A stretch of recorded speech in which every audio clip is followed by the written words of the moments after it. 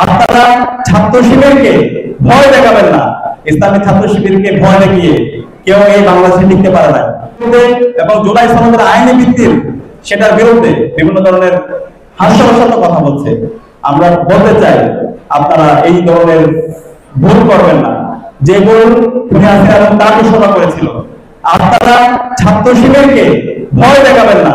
ইসলামী ছাত্র শিবিরকে ভয় দেখিয়ে কেউ এই বাংলাদেশে টিকতে পারে না।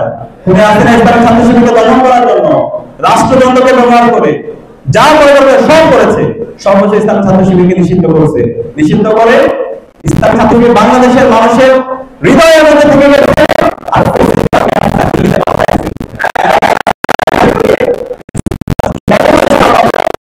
বাংলাদেশের মানুষের মুক্তির যে লড়াই, আজাদের যে লড়াই, সেই আজাদের লড়াই ইসলামী ছাত্র শিবির কেমন হতে জায়গা রাখবে ইনশাআল্লাহ।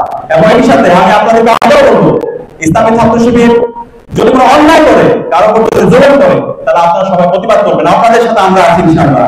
সিল্কোর সিল্ক এন্ড শাইন, যাতে আছে আর্গান অয়েল ও ওট প্রোটিনের গুডনেস, যা আপনার চুলকে রাখে হেলদি এন্ড শাইনিং। একই সাথে এই ক্যাম্পাসে কেউ যদি জুলুম করে, সে যত শক্তিশালী হোক, আপনারা সবাই ঐক্যবদ্ধভাবে সেই জুলুমের প্রতিবাদ করবেন। আমি সকল ছাত্র সংগঠনকে অনুরোধ করবো, ইসলামী ছাত্র শিবির যে নতুন ধারা রাজনীতি করছে, সে আলোকে আপনারা রাজনীতি করেন। একই সাথে আমি আপনাদেরকে ধন্যবাদ জানাচ্ছি, আজকে রাজশাহী বিশ্ববিদ্যালয়ের নির্বাচনে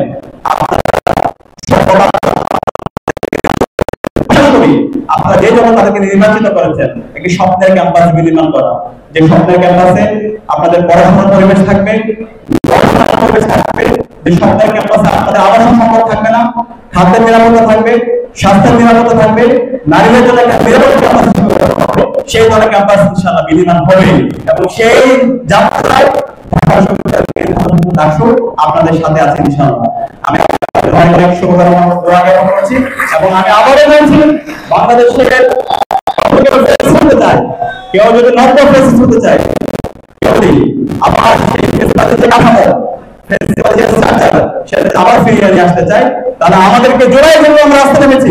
রাজশাহী বিশ্ববিদ্যালয়ের শিক্ষার্থীদেরকে ঠিক একইভাবে রাস্তায় নামতে হবে এবং এই ফেসিবাদের বিরুদ্ধে প্রতিবাদ জারি রাখতে হবে। এবং আজকের এই ঐতিহাসিক নভেম্বর থেকে আমরা অন্তর্বর্তীকালীন সরকারকে বলতে চাই, এই স্বাধীন বাংলাদেশে জুলাই বিপ্লব পরবর্তী স্বাধীন বাংলাদেশে খুনি হাসিনা এবং তার সকল দূষণকে বিচার করতে হবে।